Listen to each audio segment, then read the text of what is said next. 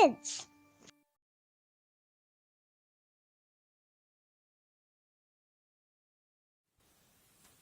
Halo, selamat pagi anak-anak yang dikasihi Tuhan. Selamat bertemu kembali dalam Impact Kids hari ini. Senang rasanya kalau hari ini Bu Giati bisa menjumpai kalian semua. Merdeka! Ya, kita baru saja merayakan hari ulang tahun kemerdekaan bangsa kita. Ulang tahun keberapa bangsa kita pada tahun ini? Ya, bangsa kita tahun ini berulang tahun yang ke-76 ya. Dan kita baru saja merayakannya bersama-sama. Sekalipun masih dalam pandemi, kita tetap dapat merayakannya di dalam hati kita, di dalam doa kita, dan juga dalam segala karya-karya kita. Nah, anak-anak yang dikasihi Tuhan, pagi ini sebelum kita mendengar firman Tuhan dalam Impact Kids, yuk kita berdoa dulu bagi bangsa kita. Setuju? Oke, mari kita berdoa. Tuhan Yesus, terima kasih untuk hari ini. Kami boleh kembali dipertemukan dan baru saja kami merayakan hari ulang tahun bangsa kami yang ke-76. Tuhan, kami bersama-sama berdoa, kiranya Tuhan memberkati bangsa kami, supaya bangsa kami segera pulih dari pandemi, dan kami dapat kembali beraktivitas seperti sedia kala. Kami berdoa untuk anak-anak Indonesia, supaya Tuhan berkati anak-anak Indonesia menjadi generasi-generasi yang akan datang, yang tangguh, yang tumbuh, dan terus mengasihi Tuhan, takut akan Tuhan, sehingga anak-anak Indonesia dapat menjadi generasi penerus yang baik bagi bangsa kami. Terus berkati para pemimpin bangsa kami Tuhan, berikan kepada mereka hikmat, roh takut akan Tuhan, kesehatan, supaya para pemimpin bangsa kami dapat memimpin negeri ini dengan baik. Terima kasih Tuhan Yesus, kami menyerahkan bangsa kami hanya di dalam nama-Mu, Tuhan Yesus Kristus. Amin. Ya, senang banget kalau hari ini kita bisa bertemu bersama-sama, dan Bu Giati mau tanya satu hal. Pernah nggak kalian pergi ke sebuah acara, yaitu acara kedukaan? Artinya ada salah satu anggota keluarga kita mungkin, atau anggota keluarga teman kita yang dipanggil Tuhan. Pernah ikut acara itu? Ya, kita bisa lihat bersama-sama kalau dalam sebuah acara kedukaan orang Kristen, biasanya kita tetap memuji Tuhan.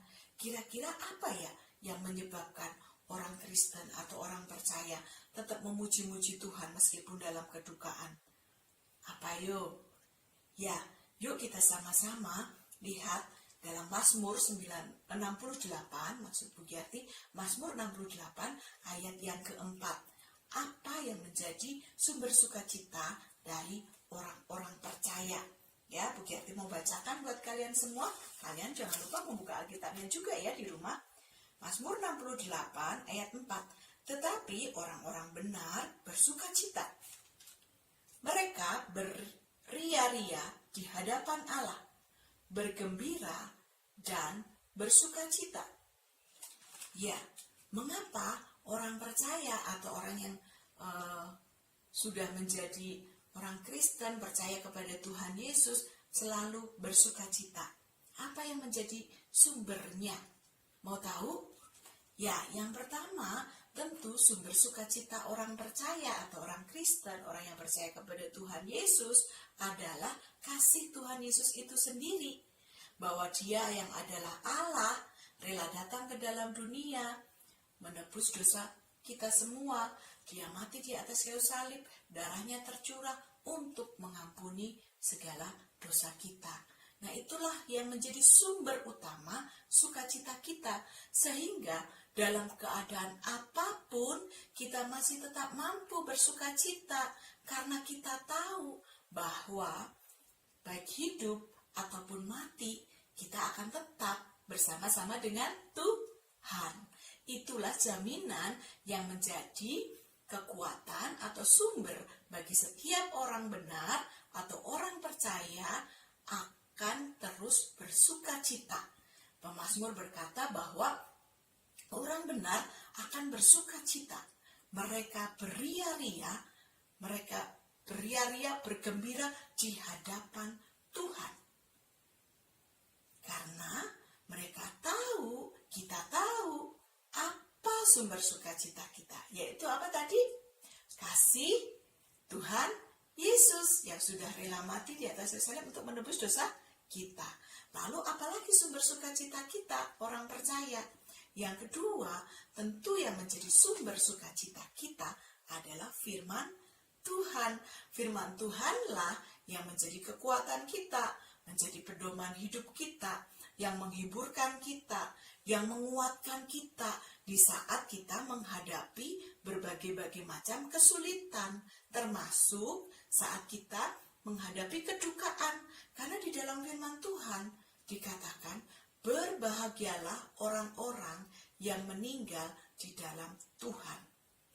Mereka disebut sebagai orang-orang yang berbahagia karena orang-orang yang percaya kepada Tuhan Yesus pada waktu mereka meninggal, mereka akan hidup bersama-sama dengan Allah di surga. Luar biasa bukan? Itulah sumber sukacita orang percaya atau sumber sukacita kita sekalian. Jadi anak-anak yang dikasihi Tuhan, kalau kita sedang bersedih, ingatlah bahwa Tuhan Yesus sudah mati buat kamu. Dia menanggung segala kesulitan apapun. Dia sudah merasakan semuanya itu, sehingga dia sanggup menolong kamu menanggung semua kesulitan-kesulitan yang kamu hadapi. Jadi kalau kita sedang bersedih, kita sedang ada masalah, datanglah kepada Tuhan Yesus. Dialah jawaban, dialah sumber kehidupan kita. Dia akan menolong kamu dan memberikan solusi kepada kamu. Dan yang kedua, jadikanlah firman Tuhan ini sebagai kekuatan di dalam kita menjalani hidup kita. Karena itulah anak-anak setiap hari harus selalu membaca firman Tuhan, mendengarkan Impact Kids, dan juga membaca Alkitab tahunannya. Bagi yang udah bisa baca, bacalah Alkitabmu setiap hari, karena itulah kekuatan kita. Siap semuanya? Mari kita terus bersuka cita, mari kita terus bergembira di hadapan Allah kita, karena sumber sukacita kita hanya dari Dia. Tuhan Yesus memberkati kita, tetap bersuka cita, supaya kita tetap sehat dan kuat. Karena hati yang gembira, hati yang sukacita menjadi sumber kekuatan dan juga bisa memberikan kesehatan kepada kita. Tuhan Yesus memberkati, mari kita berdoa. Terima kasih Tuhan untuk firman-Mu hari ini. Tolonglah kami untuk kami dapat menjadi pribadi yang senantiasa bersuka cita, beria-ria di hadapan Tuhan. Karena kami tahu kasih-Mu lah yang menjadi sumber sukacita kami, dan firman-Mu lah yang menjadi kekuatan kami. Terima kasih Tuhan Yesus, hanya di dalam nama-Mu Tuhan Yesus Kristus kami berdoa dan bersyukur. Amin. Bye-bye, sampai bertemu dalam Impact Kids selanjutnya. Tuhan Yesus memberkati.